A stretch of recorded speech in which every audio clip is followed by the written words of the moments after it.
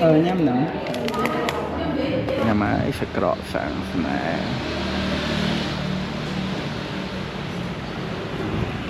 mình phai nơi đấy ô yeah ô wow chẳng ngồi khơi nè này hàไปปรักกระเตียวบ่มันกระเตียวใบสโลปแต่ปนังไงนั่งกระเตียวคือหาดิช่างไงช่างไงครั้ง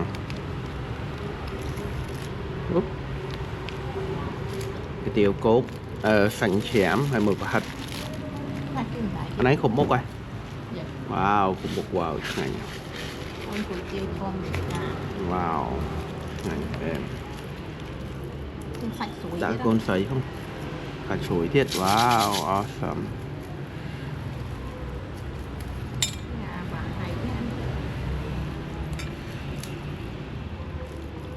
anh mình chặt khoai điện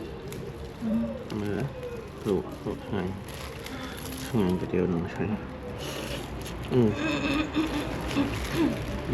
ngon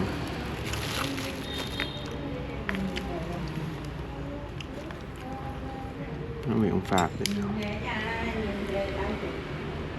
nhìn này ấy tầm khổ ôn lên đá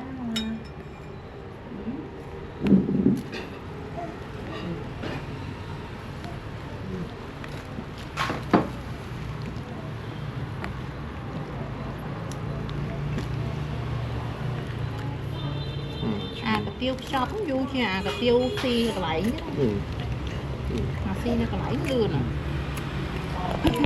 cà tiêu mà dưỡng ngành biên à chơi gió đấy mà nhà mấy mà con nọ ôi gì bỏ phục à ố nhà mấy ngành gió mà đi mà con nọ nhà mấy xịt vậy à cái đặc sao mà chút này á chút chụp rồi cho mấy cái ấy quay lơ mã chẳng đây nhằm chơi bóng món này giá mí gì mà giá mí ôi chơi chật à ô bài 10 tiền chật nằm chơi bàn ná nè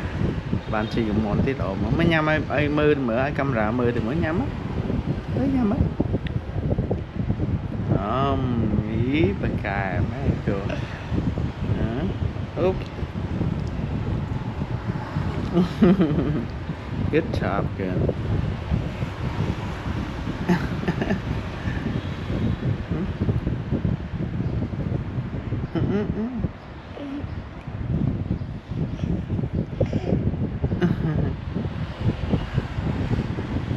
tak apa dah bye bye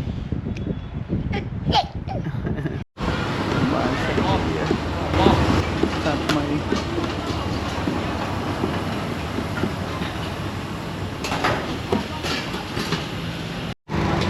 sát mây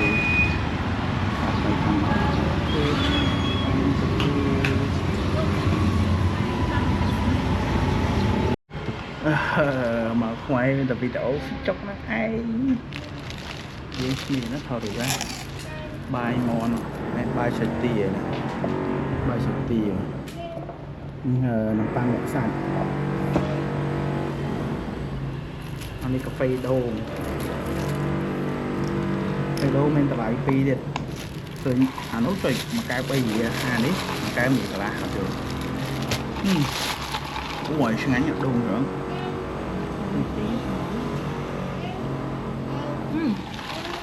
ôi dạ đôn thở này đôn phải thoát phi rồi em tôi coi cô nhắm hết nè là bạn đặt sạch cho chân mai rồi mùi cầm bát đấy oh wow look at this look everybody look hơi đấy thật mấy rồi tinh bằng giấy mai mà tô nhà mùi wow tăng giấy mình băng chuồng thì ăn mốt còn cha mấy mình băng đây là cây nhà ô xây giấy còn lụa bàn giấy nó còn của đằng tiền còn tô buông thì ăn bàn tô ngọt ngào hồ nó có kia hay hả bạc kế đi nha mấy đây làm tay một kế mà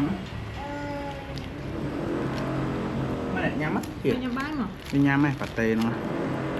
kìa, tôi gọi về muối đào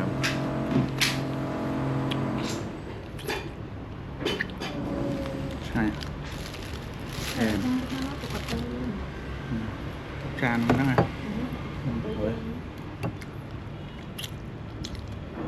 vào tràn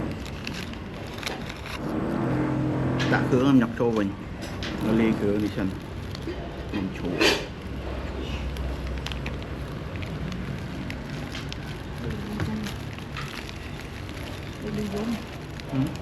Baby Dung chúng mà dùng tí rồi để bình chi chắc được nữa nè Baby Dung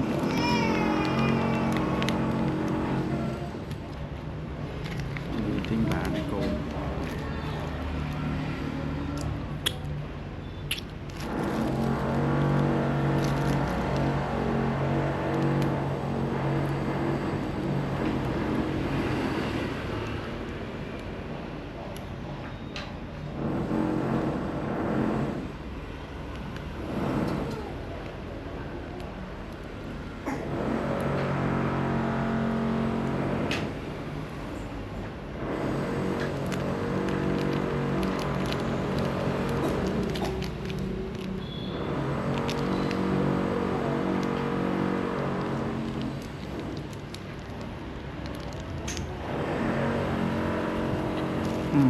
good stuff.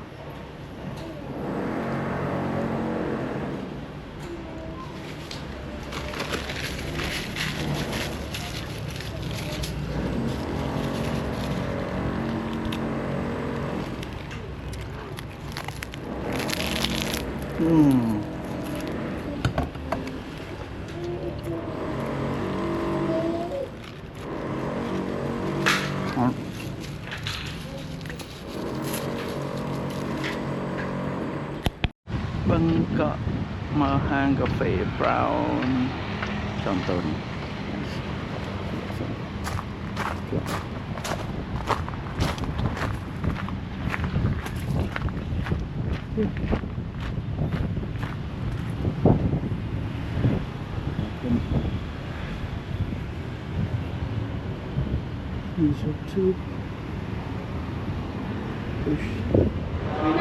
wow, nó sớm đấy, còn tôi mong chạy đi về kia đây nhắm nặng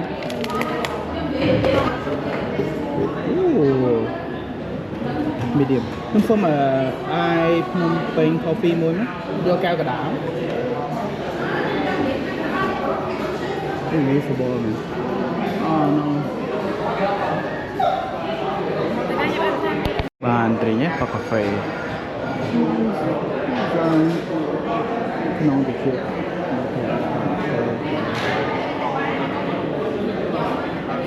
nhà máy sẽ cọ sáng này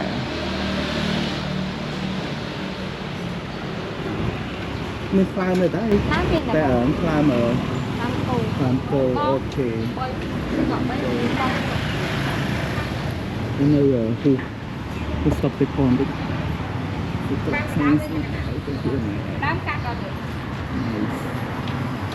cọ sáng này mình làm băng bờ lỗ này nè oh yeah thế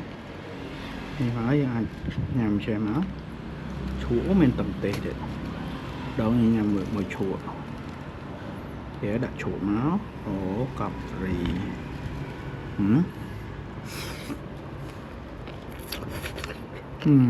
không bằng được rồi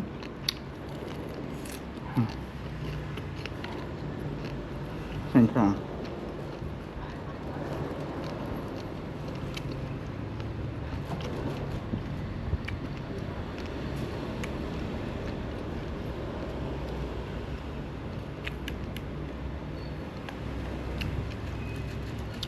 miền này chết tất cho lúa chết tăng tê cả mỏ miền nó ồ tăng tê hiếp hả rồi oh yeah oh à chẳng ngồi em lắm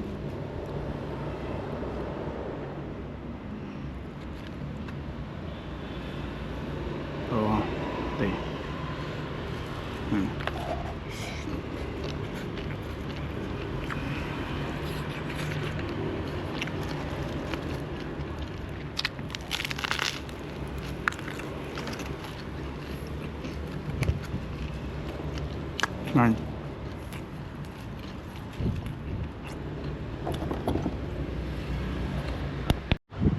có chớ nó mới màu vậy cái đáy bờ tụi cái đạn lấy đạn này mà có đạn này hết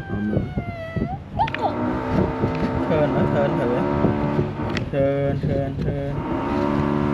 thơn đi mới bỏ lên thêm mà bỏ lên tiếp sao đạn trầu á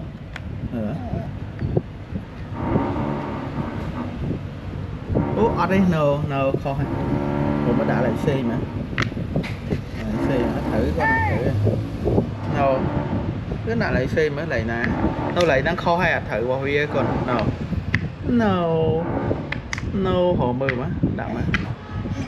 mới đã lại đã đến mới lại nè thử mơ hồ mơ mở không cho mới gì hả vậy yeah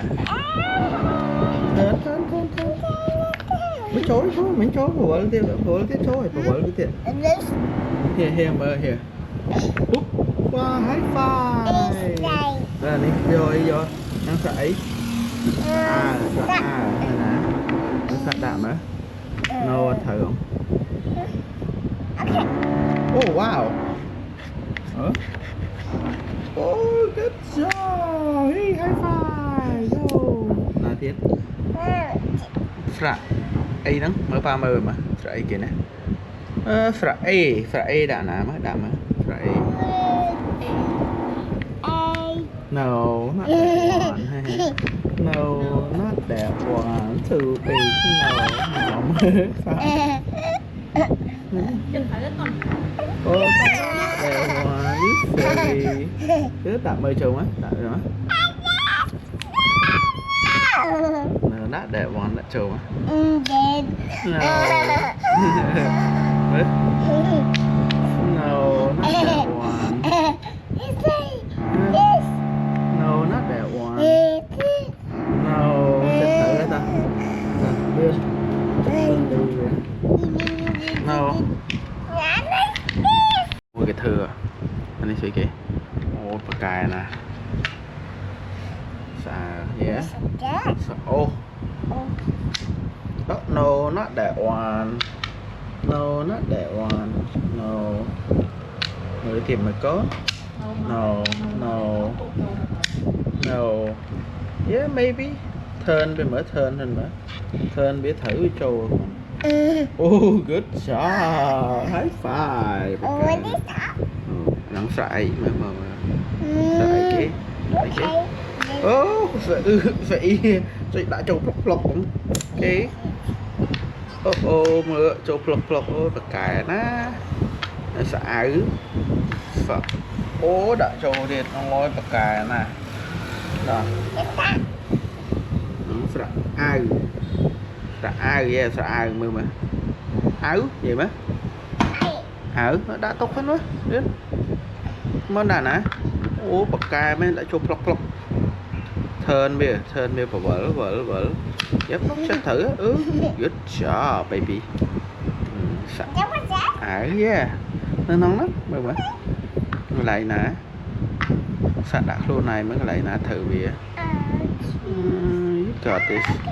Povalve ở chỗ vợ vợ chết thử nó chết nó bạn nó chăng lên đằng trẻ đã cho nó nhẹ kìa yeah cho turn đấy turn thiệt good job high five yeah này đã phải mới xua phải này nè phải ổn phải ok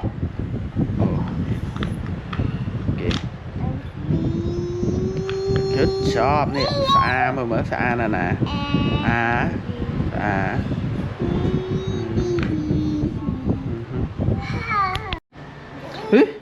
chị dân ấy bro mấy liếng này này mình tin nhà này đang là bọc ngắn hay này thì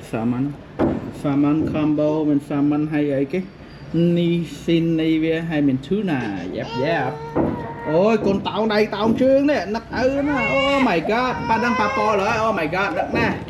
hai miếng ở bông thì salmon đấy nè rồi nhá ឃើញហ្នឹង được នេះណា hả họ bị chụp phón á nó gật ra bao mờ oh my god my baby look oh đọc cò tới ហើយសាម៉ុន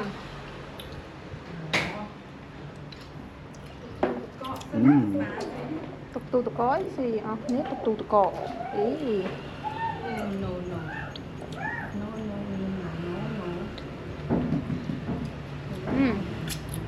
sang dương lên nổi sang dương nổi sao thu na mùi thu ná bò lương nè đai nhầm thu na đai nhầm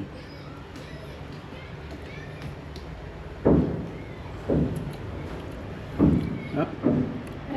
bái à nó này này thu na nó bò lương mà tiệt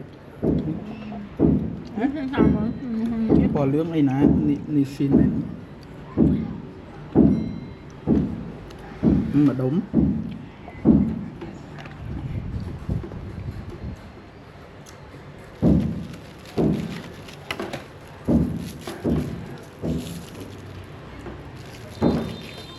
anh chơi hiên sĩ ba còn con thầy cái con thầy con thầy của đặt cả ối không biết đâu chỉ lúc nó là sâu thầy tuổi nữa con thầy nổ rồi mà hồi thế wow nổ con thầy này nè good all good good okay. ra tôi cho đây